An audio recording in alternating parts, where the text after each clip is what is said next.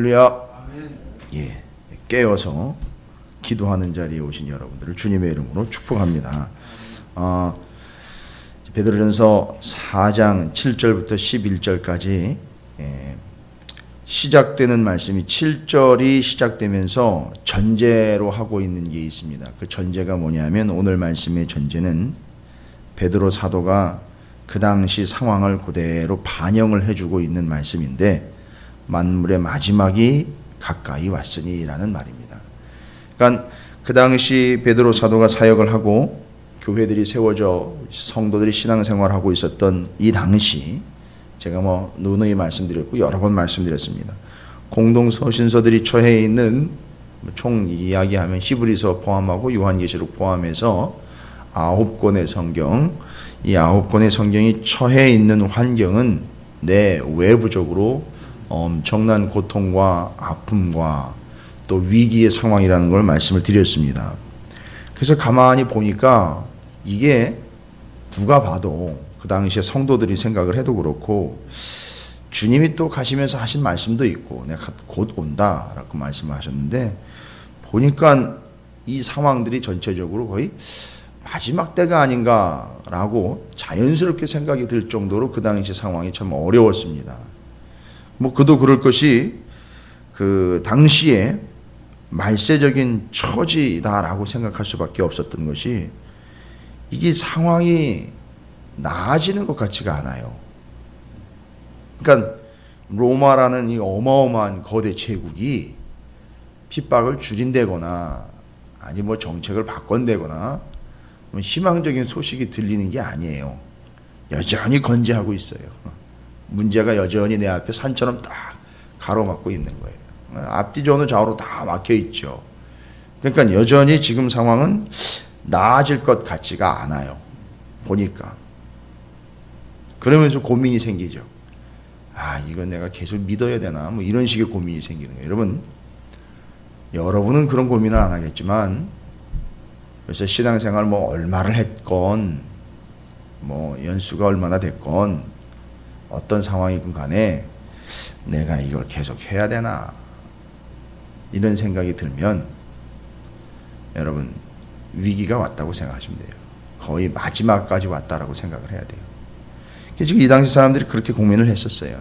이게 나아지질 않고 개선되는 것 같지 않고 회복되는 것 같지 않으니까 이거 내가 계속 해야 되나 이런 고민이 오는 거예요. 실제로 이제 교회를 떠나고 예수를 배교하는 그런 이들이 속속 나오기 시작을 했고 문 닫는 교회도 생겼어요.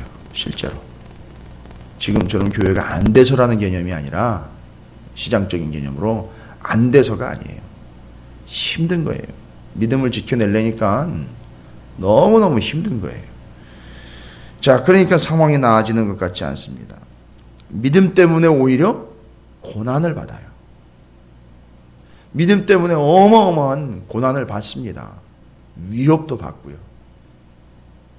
어떨 때는 테러의 위협도 당하기도 하고 실제로 내 주변에 있는 사람들이 죽어나가는 게 보여요. 알고 봤더니 병에 걸려서 내지는 사고 때문이라는 개념이 아니라 예수 믿었다는 이유 하나만으로 잡혀가 고초를 당하고 죽게 되는 이들이 발생이 됩니다. 그리고 실제로 삶의 마지막을 또 맞는 이들이 있잖아요. 죽는 사람들이 있잖아요. 예수 때문에 실제로 마지막을 맞는 사람들이 있어요. 이게 한두 사람이 아닌 거예요. 여러 사람들이 예수님 때문에 삶의 마지막을 맞이하는 사람들이 있으니까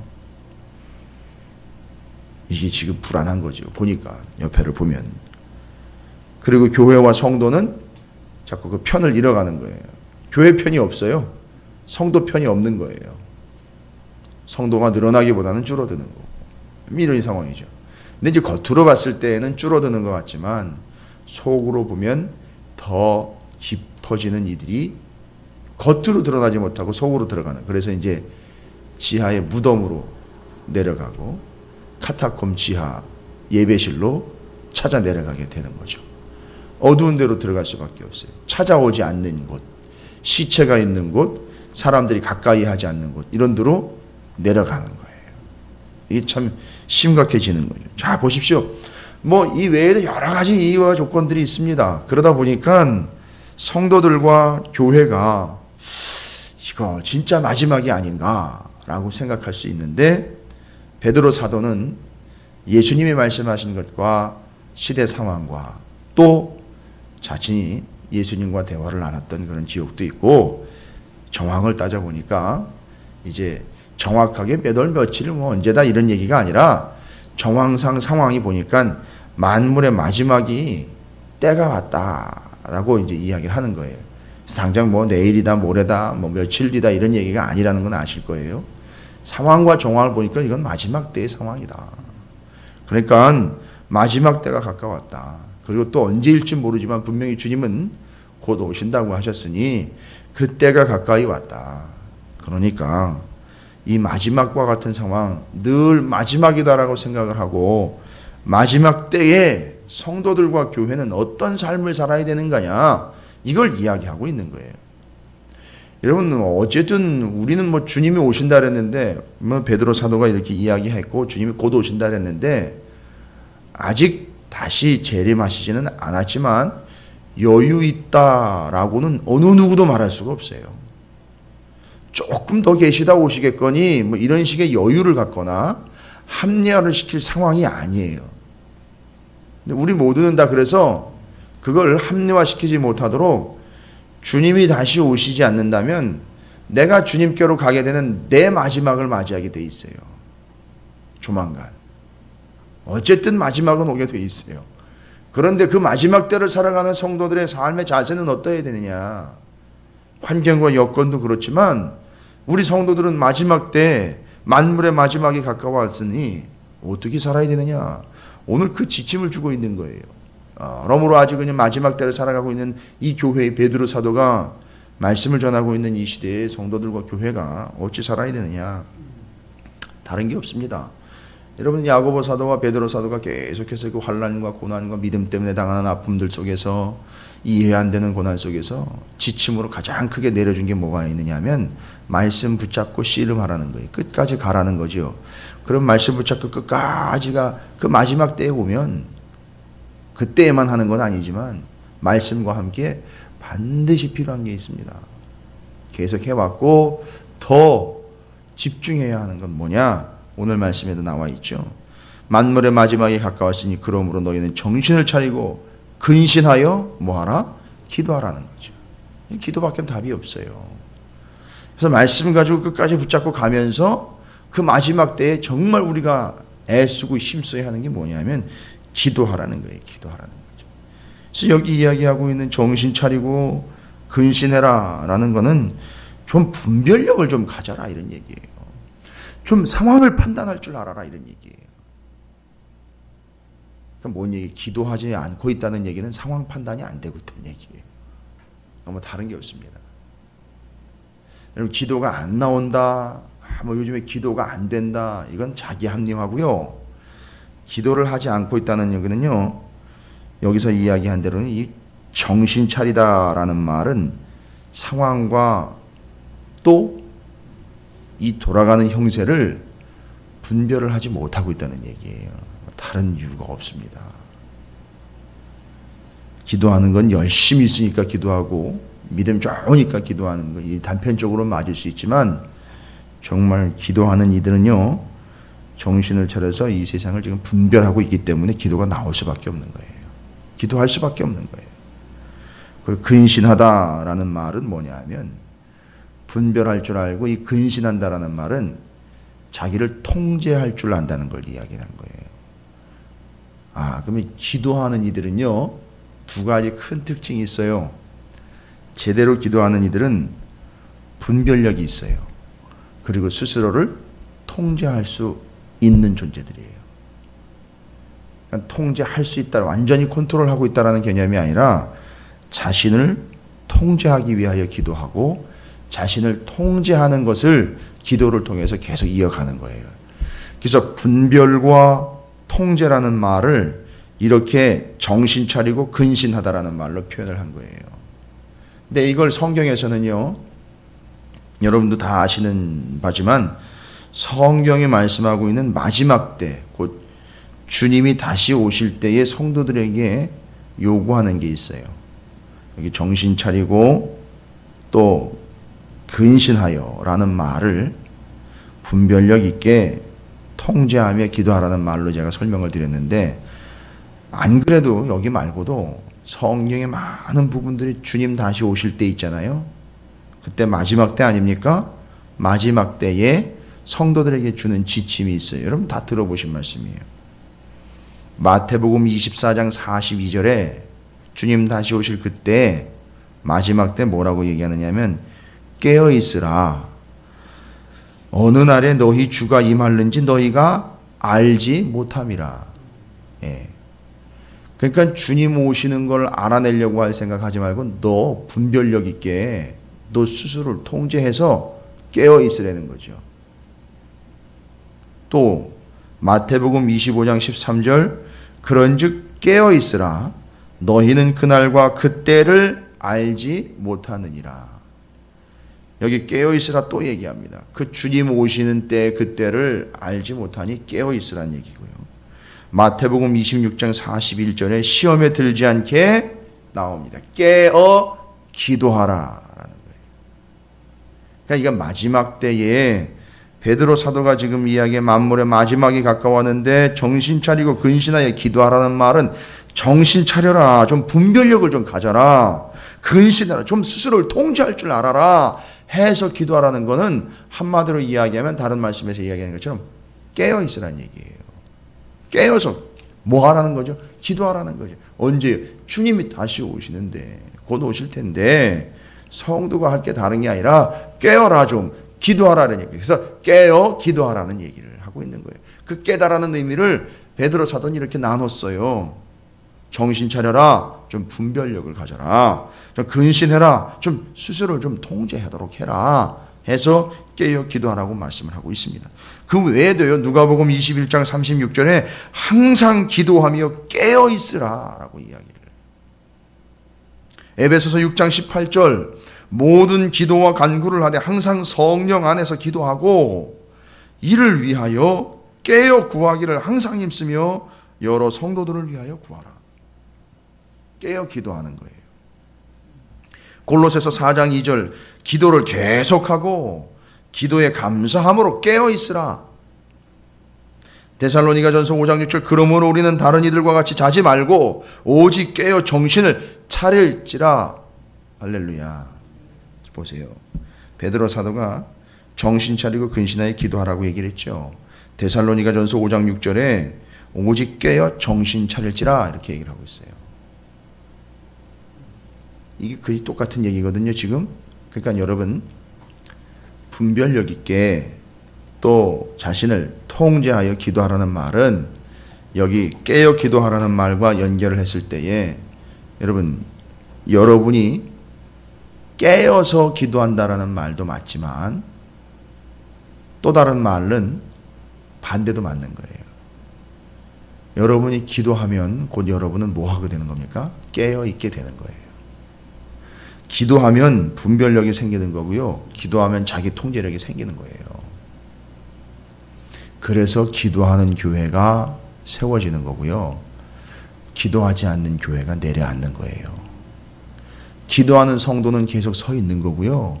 기도하지 않는 성도는 주저앉는 거예요. 그래서 기도가 의무가 되고 기도가 성도에 보여지는 모습이기 때문에 폼이 아니라 실제로 기도하고 있다는 얘기는 그 사람이 깨어 있다는 얘기예요. 깨어 있다라는 내용 안에는 분별력이 있다라는 얘기고요. 자기를 통제할 수 있다는 얘기예요. 스스로 통제한다고요? 아니요. 기도를 통해서 통제가 가능한 거예요. 기도하지 않으면 통제가 안 돼요. 그래서 교회마다 통제 안 되는 사람들이 한둘이 아닌데 가만히 보세요. 기도 하나도 안 하는 사람들이에요. 다 통제 안 되는 거 다. 명확해요. 기도하지 않고 다 자기 판단, 자기 주관, 자기 생각, 자기 의지 가지고 살아가는 사람들이 전혀 통제가 안 돼요. 분별력이요? 뭘 알아먹지를 못해요. 분별이 안 돼요. 뭐가 중요한 건지, 뭘 먼저 해야 되는 건지, 이 상황에서 내가 무슨 말을 해야 되는지 이게 분별이 안 돼요. 가만히 보십시오. 다른 답이 없어요. 기도하지 않기 때문에 분별력은커녕 기도 자체도 해야 되는지 말아야 되는지도 모르고 지금 지내고 있는 사람들이 허다합니다. 그러니까 여러분, 이 기도는 곧 여러분을 깨어있게 하는 것이고요. 기도를 통해서 여러분이 깨어있게 되는 거죠. 그리고 깨어있다라는 말은 정신 차린다, 근신한다라는 말을 담고 있어요. 그 정신 차린다는 분별력을 갖게 된다는 거고요. 근신한다는 말은 스스로 통제하는 거예요. 지금 뭐 여러분이 기도 때마다 이렇게 시간을 정하여 나오는 것 정성이 아니에요. 이건 지금 여러분이 분별력을 가지고 여러분 스스로 통제하고 있는 거예요. 주님 안에서 통제를 받는 거고요. 여러분, 다른 게 없죠. 계속 말씀 붙잡으면서 이렇게 깨어 기도하는 겁니다. 그럼 뭐 주님이 오셔도 걱정 없죠. 다른 걸로가 아니라 말씀과 기도, 특별히 오늘은 기도인데 깨어 기도하라는 말을 정확하게 말씀하고 있네요. 여러분, 주님 오실 때까지 우리는 깨어 기도해야 될 줄로 믿습니다. 정신 차리고 근신하여 기도하는 자가 곧 깨어 있는 자가 될 줄로 믿습니다. 말대로 됐네요. 새벽에 깨어서 기도하시네요. 지금도. 그게 맞습니다. 늘 깨어 기도. 정신이 번쩍 난다는 말이 있잖아요. 그죠? 뭔가 문제가 탁 닥쳤을 때 정신이 번쩍 나지 않습니까? 그게 또 기도로 들어가요. 깬 거예요. 자 싶죠. 그러면서 깨어서 기도하게 되는 거예요. 기도하다 보면 계속 깨어 있어요. 그래서 기도하다 보니까 이건 아닌 듯한데 하면 돌아오는 거예요. 기도 응답도 있지만 기도하다 보니까 이게 아니로구나 해서 깨어서 돌아오게 된다고요. 분별력을 갖게 된단 말이죠. 자, 이게 이제 성도들이 개인적으로 챙겨야 될 마지막 때, 만물의 마지막이 가까웠을 때 성도들 개개인이 스스로가 챙겨야 되는 중요한 조건이에요. 깨어 기도해야 된다. 정신 차리고 근신하여 기도해야 된다. 두 번째는요, 성도 개개인이 아니라 성도 간의 문제를 이야기합니다. 성도 간에. 교회 아니니까, 공동체니까 성도 간에 뭐를 이야기하고 있느냐면 8절 말씀에 무엇보다도 뜨겁게 서로 사랑할지니 사랑은 허다한 죄를 덮느니라. 서로 대접하기를 원망 없이 하고 라고 이야기하고 있죠. 여러분, 스스로 개인적으로는 깨어서 기도해야 한다 하지만 한두 사람 모인 게 교회가 아니잖아요. 그 당시에 막 개별적으로 개인적으로 밖으로 나가면 다 서로 힘든 거 아니에요. 그죠? 생각해 보세요. 밖에 나가서 아우 권사님, 아우 장로님, 아우 집사님 이런 막 아는 척만 할 수 있겠어요? 못하는 거죠.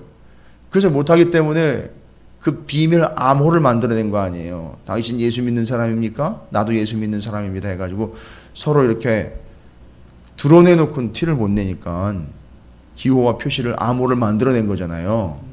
그게 뭐죠? 물고기 아니에요. 물고기. 익투스, 예수 크리스토스 데오스 피오스 소테르. 예수 그리스도 하나님의 아들은 나의 구주, 이런 뜻이에요. 그 앞자를 다 따서 예수 그리스도스 데오스 피오스 소테르. 예수 그리스도 하나님의 아들은 나의 구원자, 소테르 구세주. 그 앞 단어를 앞 글자 하나씩 그걸 다 따가지고 연기하니까 익투스가 나왔어요. 근데 그게 보니까 익투스가 헬라어로 물고기란 뜻이에요. 그래가지고 물고기를 조용히 바닥에다 쓱 그리면 지나가는 사람이 딱 보고 와요. 보면 나도 물고기 하나 싹 그려요. 그럼 뭐 어시장도 아니고 생선거래하는 것도 아닌데 알아먹는 거예요. 오, 그럽니까? 눈치껏 싹 하면서 같이 가는 거예요. 그럼 어디로 가는 거예요? 교회로 가는 거예요. 예배드리러 가는 거죠. 이런 상황이잖아요. 그러니까 이때에는 서로가 서로를 공격 대상이 아니라 서로가 서로를 어떻게 해야 돼요? 보호해주고 챙겨주고 안아주고 또 커버해주고, 그렇죠. 서로 의지가 되어줘야 되는 거 아닙니까? 그러니까 아니나 다를까 외부의 이 핍박이 심해지다 보니까 교회 안에 성도들 간의 교제는 더욱더 끈끈해지고, 이건 피를 나누는 거예요. 진짜 예수의 피를 나누고 형제애를 나누는 거죠. 그런 상황입니다. 지금 그걸 얘기하는 거예요. 그래서 우리 성도들 간에 서로 이 마지막 때에 그렇게 해야 된다는 개념도 있지만 마지막이 돼가면 자연스럽게 되는 부분도 있어요. 그래서 성도들 간에는 서로 사랑하는 거에 대해서 말씀을 하고 있는데, 자, 여기 8절 말씀하면서 9절 그 성도 사랑하는 데 있어서 원칙에 대해서, 지침에 대해서 얘기하죠. 서로 어떻게 합니까? 대접하기를. 서로 뭐 하는 거냐 하면 대접받기를이 아니라 대접하기를, 섬기는 거예요. 봉사하는 거죠. 어떻게 하는 겁니까? 원망 없이 한다라는 말은 뭐 사람들의 불평 불만이 없게 해야 된다는 게 아니라 사랑하는데 우리가 평등하게 해라는 얘기를 하는 거예요. 그 사람들 사이에서 소외감을 느끼지 못하도록 해줘야 된다는 거예요. 서로가 다. 어느 한 사람이 아니라 서로 간에, 상호 간에 서로 간에 불편함이 없도록 평등하게 골고루 이런 얘기를 하는 겁니다. 그래서 성도 서로 간에 서로를 대접하기, 또 평등하게 불평함이 없도록 해야 된다. 결국 상대방을 배려하라는 거죠. 서로가. 내 생각만 하지 말고. 안 그래도 바깥으로 힘든데 성도 간에 서로 배려해주고 챙겨주고 불평 불만이 없도록 서로를 섬겨야 된다. 자, 이게 두 번째예요. 성도 간의 사랑이에요. 다른 건 뭐 얘기할 필요 없습니다. 성도 간의 사랑입니다. 그다음에 이제 세 번째로 마지막 때가 가까웠으니까 이게 생뚱맞게 등장한 의미가 아니라는 걸 우리는 알 수 있습니다. 10절 11절이죠. 각각 은사를 받은 대로 하나님의 여러 가지 은혜를 맡은 선한 뭐와 같이요? 청지기같이 서로 봉사하라. 아, 이건 두 가지 의미가 있는데 청직인데 봉사를 하래요. 또 그것도 서로 봉사를 하래요. 아까 형제 또 서로 교우들 간에 서로 섬김에 대해서 이야기 드렸죠. 바로 이제 그겁니다. 그런데 청지기로 부름을 받았대요. 여러분, 청지기로 부름을 받았다는 얘기는 여러분이 성경에도 보시면 아시겠지만 청지기는 자기가 주인이 아니에요.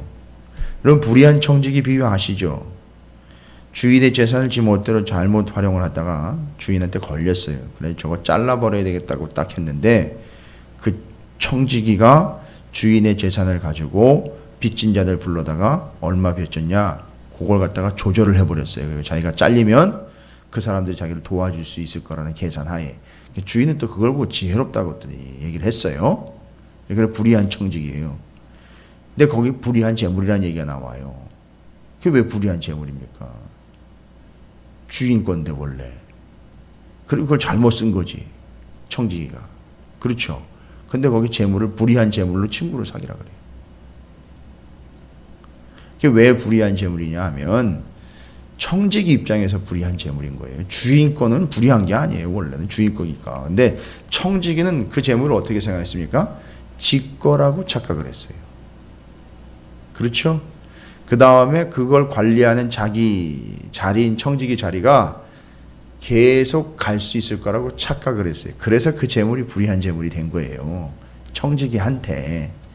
이건 뭘 얘기 드리려고 하냐면 반드시 주인이, 청직이라는 개념이 나오면 반드시 주인이 결산할 때가 온다는 거예요. 그래서 지금 마지막 때 청지기가 등장을 하는 거예요. 우리 모두는 지금 다 마지막 때를 준비해야 되고 결산을 준비해야 되는 청지기들이라는 얘기예요. 그 뭘 결산합니까? 보니까 여기 나와 있는 거예요. 여러 가지 은혜를 맡았다라고 했는데 왜 은혜를 맡았다라고 이야기할 거예요? 일을 하려면 은사가 중요한데 왜 자꾸 은혜라고 이 표현을 하나? 여기 은사라는 말을 안 하고 은혜를 맡았다 그랬어요. 은사나 은혜는 똑같은 거예요. 카리스라는 단어인데요. 은사가 은혜로부터 나왔어요. 그러니까 은사는 만들어내는 게 아니라 은사, 은혜는 하나님이 주시지 않으면 받을 수 없는 겁니다. 그러니까 사람이 만들어내는 게 아닙니다. 근데 그걸 받았는데 그걸 어디에다 쓰라고요? 자기 개발하는 데 쓰는 게 아니라 서로 봉사하는 데 쓰는 거예요. 이게 은사, 은혜의 원칙입니다. 교회의 덕을 세우고 성도를 섬기는 일에 은사는 쓰는 거예요. 은혜를 받았으면 은혜 받은 걸 가지고 교회를 세우고 성도들을 섬기는 데 쓰면 되는 거예요. 그거는 다른 거 없어요. 자기를 위해 쓴다면 그건 독이 되는 겁니다. 자, 그래서 그걸 결산할 때가 왔다는 거예요. 그 은사, 은혜 받은 걸 결산한다는 거예요. 자, 여기서 말하고 있는 모든 원칙 여러분이 보십시오. 마지막 때는 뭘로 살아가야 되느냐 하면 청지기 정신을 가지고 살아가야 되는 거예요. 반드시 결산할 때가 온다. 겸손하게. 그래서 11절에는 만일 누가 말하려면 하나님의 말씀을 하는 것 같이 하고 하나님의 말씀을 하는 것 같이 한다는 이건 설교를 얘기하는 거예요. 말씀을 제대로 전하라는 얘기예요. 그 다음에 누가 봉사하려면 하나님의 공급하시는 힘으로 하는 것 같이 하라. 그건 네 힘으로 하는 게 아니라 하나님이 주신 것 가지고 한다라는 걸 명확하게 해라.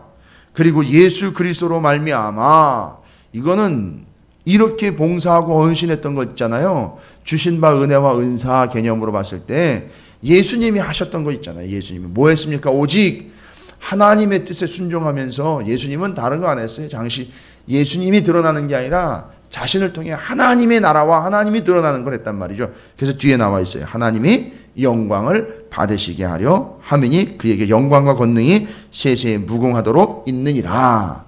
예수님처럼 은사, 은혜, 원래는 예수님이 은혜예요. 가장 큰 은혜입니다. 예수님이 우리 입장에서 봤을 때는. 그런데 그 예수님이 하나님을 드러내기 위하여 삶을 사셨던 것처럼 우리가 받은 은사와 은혜를 통해서 반드시 결산할 때가 오니 그때를 대비하라. 성실하게 은사와 은혜를 섬기고 세우는 일에 사용을 해라. 모든 원칙은 뭡니까? 주인이 근거가 됩니다. 누굽니까? 하나님이 근거인 거예요. 누가 줬습니까? 하나님이 줬습니다. 누구를 위해서입니까? 하나님을 위해서예요.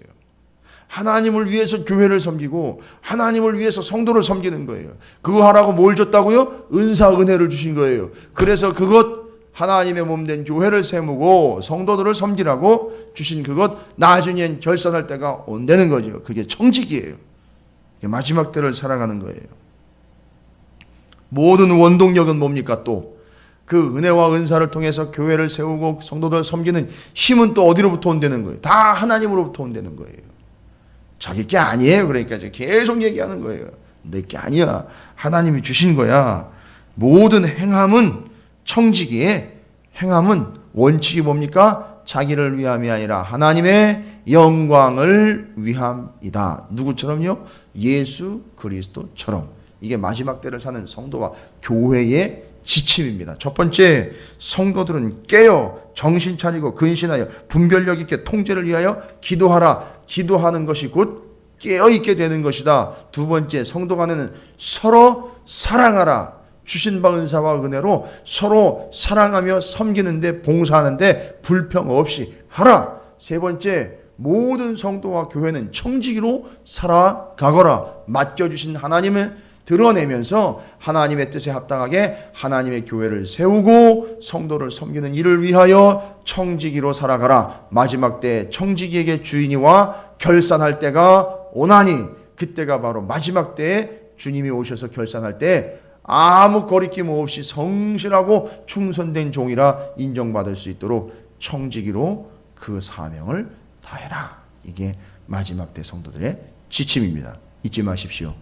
기도, 성도 간의 서로 사랑, 청지기 정신으로 살아가는 세 가지 마지막 때에 지침 주신 것, 여러분 오늘 하루 동안 적용해 보시면서, 여러분 우리는 지금 좋은 때를 살아가는 게 아니에요. 우리가 바로 마지막 때를 살아가고 있는 사람들입니다.